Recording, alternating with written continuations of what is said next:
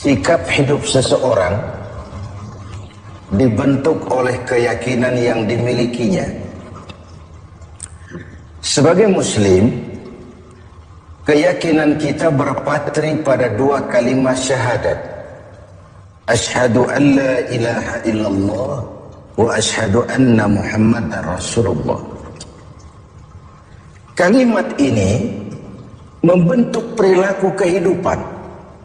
Itulah ikrar yang kita ucapkan. Artinya, pada saat kita berkata asyhadu an la ilaha illallah, saya bersaksi tidak ada Tuhan selain Allah, kita sudah melaksanakan sebuah ikrar.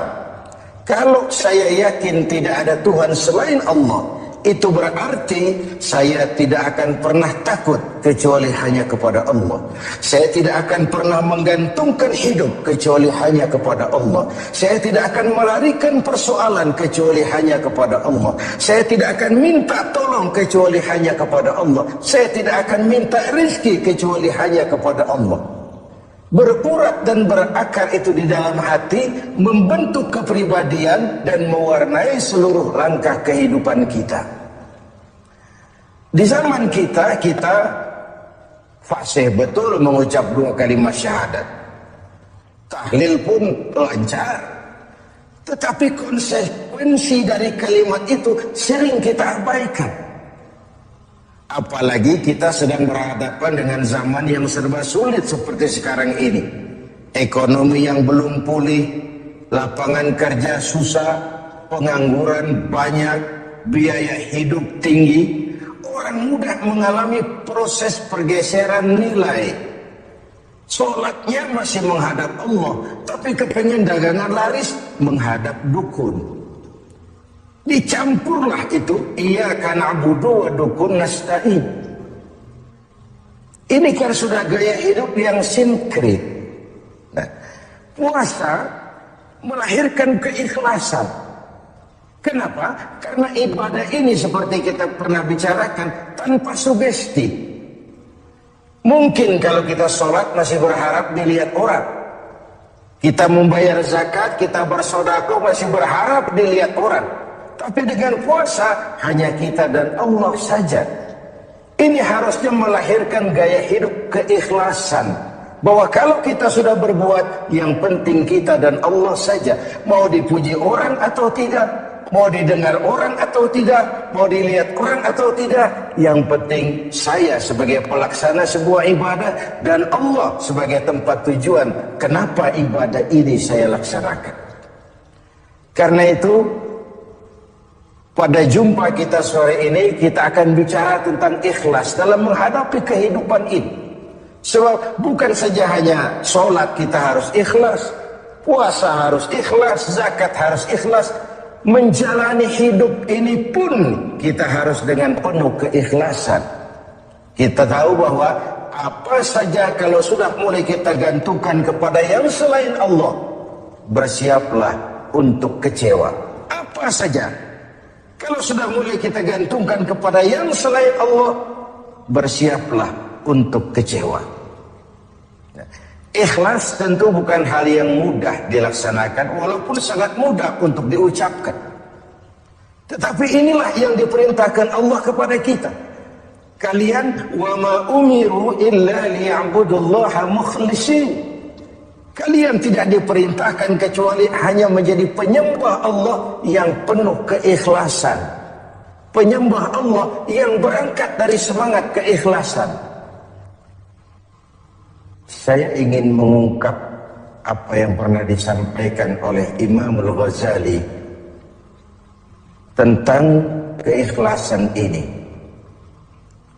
Beliau menyatakan, "An-nas kulluhum mauta illa al-alimun wal alimuna niyamun illa al-amilun wal amiluna mughtarruna illa al-mukhlisun." Manusia, kata Al-Ghazali, pada dasarnya mati kecuali orang yang berilmu. Orang yang berilmu walaupun dia hidup, tidur, kecuali yang mengamalkan ilmunya. Dan orang yang mengamalkan ilmunya, banyak yang tertipu, kecuali yang ikhlas di dalam mengamalkannya. Begitulah dalam kehidupan ini, manusia pada dasarnya mati, kecuali orang yang berilmu. Tidak banyak yang bisa dilakukan tanpa ilmu. Ilmulah yang membuat manusia itu hidup, bergerak, berbuat, berkembang, tumbuh menjadi lebih maju. Ilmu dalam sebuah ungkapan lama membuat hidup jadi mudah. Seni membuat hidup jadi indah. Dan agama membuat hidup jadi terarah. Dengan ilmu hidup jadi mudah. Apa yang hari ini terjadi di benua lain, hari ini juga kita tahu dari kamar kita. Dari kamar kita bahkan kita bisa ngobrol ke luar negeri. Itu kemudahan yang terjadi karena faktor ilmu. Dahulu tahun 50-an, orang kita kalau pergi haji ke Mekah 6 bulan. Kita sudah lupa dia baru pulang 6 bulan. Yang ada cuma kapal laut, sementara Mekah Madinah unta. Sekarang orang berhaji cukup 1 bulan. Kemajuan ilmu yang menciptakan Boeing memotong waktu 5 bulan. Ruang dan waktu sudah bukan masalah. Manusia mati kecuali yang berilmu. Orang yang berilmu, walaupun dia hidup, tidur, kecuali yang mengamalkan ilmunya itu. Nah, orang yang mengamalkan ilmunya banyak yang tertipu. Merasa sudah banyak karyanya, sudah banyak ibadahnya, sudah banyak kebaikannya. Mereka banyak yang tertipu, illal mukhlisun, kecuali yang ikhlas di dalam mengamalkan ilmunya itu. Ikhlas itulah ruh dari amal yang kita kerjakan. Amal tanpa ikhlas, jasad tanpa ruh, mati nilai amal kita. Nah, dan iblis itu luar biasa. Sehingga Nabi katakan, iblis masuk ke tubuhmu, menggodamu melalui saluran darahmu. Persempit jalan masuk iblis ke tubuhmu. Sahabat bertanya, dengan apa ya Rasul? Dengan zikir dan lapar. Saya ingin mengulangi hadis ini.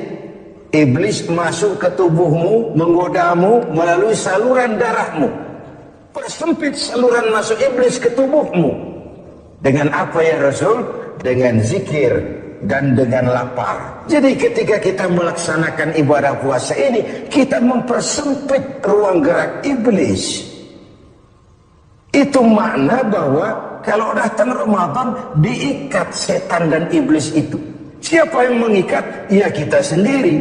Dengan apa? Dengan ibadah puasa. Kita ikat dia, tidak berkutik, memperturutkan hawa nafsu sebagai kendaraan utama si iblis tadi. Jadi kembali kepada soalnya, keikhlasan. Itulah nilai dari amal kita. Nah, iblis datang kepada setiap orang dengan bendera yang tidak sama. Iblis datang kepada orang kaya dengan bawa bendera bakhil. Iblis datang kepada penguasa dengan membawa bendera kezaliman. Iblis datang kepada para kiai dengan membawa bendera hasud, iri hati, dengki. Iblis datang kepada orang kaya dengan membawa bendera pelit, bin bakhil alias kikir. Strateginya berbeda, bergantung kepada yang didatanginya. Nah, kalau itu tidak terkena, ditanamkannya lah perasaan bangga. Amalmu sudah banyak, kebaikanmu sudah banyak. Dihilangkanlah keikhlasan kita. Karena itu hadirin dan pemirsa, saya ingin menyampaikan sebuah potret tentang ikhlas ini. Dulu ada cerita, kiai punya santri 2 orang. Satu namanya si Ali, satu namanya si Umar.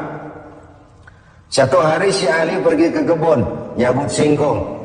Singkong tercabut, Ali melihat, ini singkong bagus sekali. Kalau dihadiahkan kepada Pak Kiai, senang hati beliau, tabarukan, cari berkah. Berangkat ke rumah Kiai, bawa singkong. Sampai di rumah Kiai, Assalamualaikum Pak Kiai. Waalaikumsalam, ada apa? Dari kebun Pak Kiai, saya nyabut singkong, bagus sekali, saya ingat sama Kiai. Doakan saya Kiai. Oh, bawa masuk ke dapur, Ali masuk ke dapur taruh singkong, Kiai bilang sama istrinya, Bu, Ali ini jauh-jauh datang kemari, hadiahkan kita singkong ini. Pulang kita kasih apa dia? Kata istrinya, Kiai, Bang, ada seekor kambing di belakang, hadiah pengusaha temporary sama kita. Daripada di sini tidak pada yang merawat, kan lebih baik dikasihkan si Ali. Siapa tahu dia pelihara berkembang biak jadi banyak nantinya. Jadilah itu. Ali permisi mau pulang, kata Kiai, Li, saya hadiahkan kau seekor kambing. Peliharalah, mudah-mudahan membawa berkah. Terima kasih Pak Yai. Pulanglah Ali dengan kambing seekor ini. Di jalan pulang ketemu temannya si Umar. Dari mana kau, Li? Dari rumah Kiai, Pak. Itu kambing dikasih sama Kiai. Kenapa kamu dikasih kambing? Enggak tahu, saya datang cuma bawa singkong ke rumah Kiai, pulang dikasih kambing. Si Umar nih otak dagangnya jalan. Kalau Ali saja bawa singkong dikasih kambing, bagaimana kalau saya bawa duren?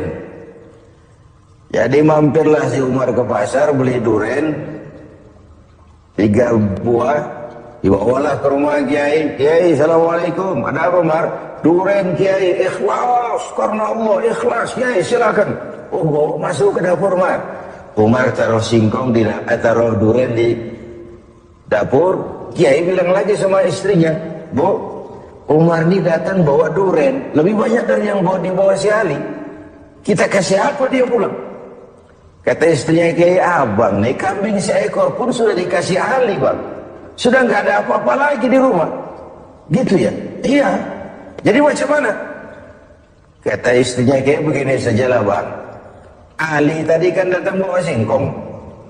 Lalu Umar nih daripada pulang tangan kosong, sudah singkong Ali saja kasihin si Umar. Begitu. Iyalah. Ya jadilah. Umar permisi mau pamit pulang, kata Kiai, Umar, ada singkong, kamu bawa pulanglah, saya hadiahkan sama kamu, rebus, mudah-mudahan bawa berkah buat kamu. Pulanglah si Ali bawa singkong nih kan. Jadi ini sebuah potret betapa si Ali yang ikhlas bawa singkong dapat kambing. Umar nih yang punya target bawa duren 3 pulang dapat singkong.